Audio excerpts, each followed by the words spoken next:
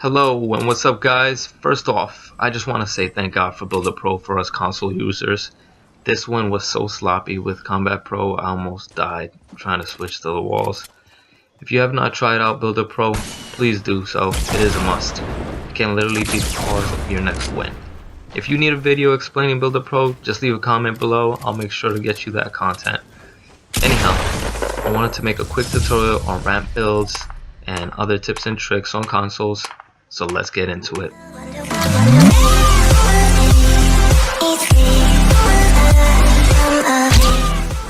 Okay, so this is your default standard ramp. To rotate the ramp, click in the R3 button, which is the right analog stick. To change the materials of the ramp, press the left directional pad. To edit the ramp, hold the circle button on PS4. I believe that might be the B button on the Xbox controller. Don't quote me on that. Okay, we cannot clearly see the edit, so let's go up a level.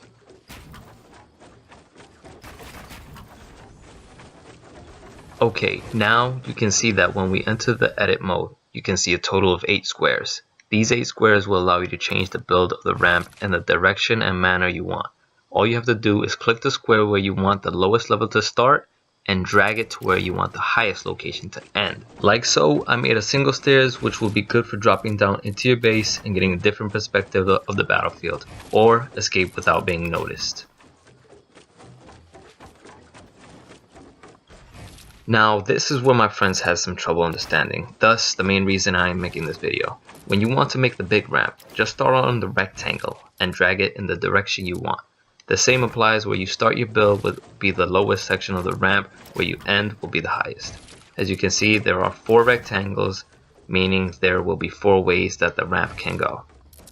Now, let's get a little fancy. You can make spiral stairs by grabbing one square in the corner and dragging the edit all the way around. You can also make a sort of roundabout stairs, if you will. These stairs I have not really used, only when I want to be fancy and feel like I'm playing The Sims or feel like being an architect. The situation where I must use this has not arose, but felt like since I'm doing a tutorial on stairs, might as well show you all the things you can make with the ramp edit. I was trying to be silky smooth with the quick edits for my subscribers, but ended up slacking and just embarrassing myself.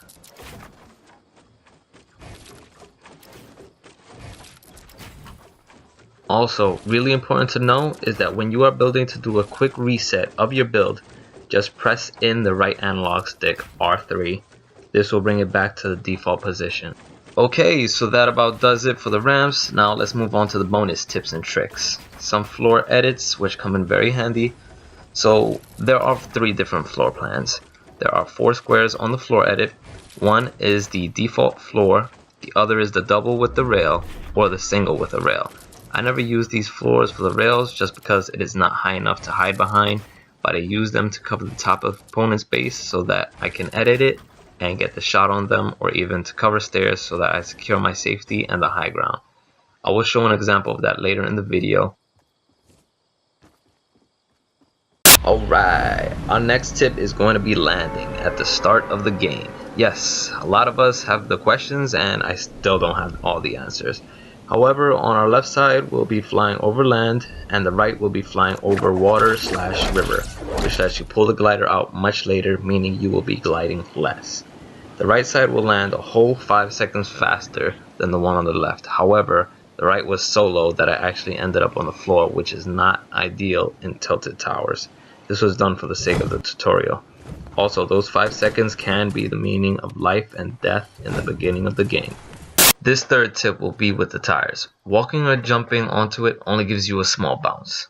Notice how I barely clear the bulletin board. But when you hit the jump button as soon as you walk into the tires, you go soaring into the air like a stallion ready to rain hell fury on the opponent's head.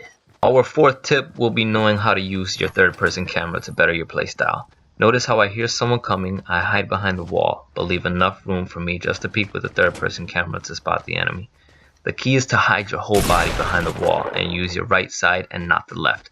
You always want the enemy on your right side. This gives me the advantage of pinpointing their location and leaving them clueless of the hell that they are about to endure. I put down the roof thinking that I had a trap to put down in case he rushed out at me, but I didn't have one. He ends up using his right third-person camera to try and finish me off. He gives up his position. I rush in to get a quick shot. I hear someone coming. I close the door and get into a position where I would have the peeker's advantage. I get a shot to his back, removing most of his shield and then ending him off for a successful 2-piece. Last but not least, the tip I promised earlier on covering floors. I land on one of the towers and tilt it and grab the grenades to hopefully get the kill, but no luck. He goes down to get weapons. I try to do the same. Unfortunately, I have no luck of making it to the chest by dropping. I hear that he just got a gun and I am screwed, so I think quick and smash the wood planks and quickly cover the stairs so he has to now break the floor to get shots off on me. It allows me for a quick escape, or in this case grab the chest and lay him to rest. RIP. Well guys, that is all I have for today. Please let me know if you liked the video by leaving some support either with comments, a share, or a subscribe. Mr. Dill out. Peace. Swag, bitch.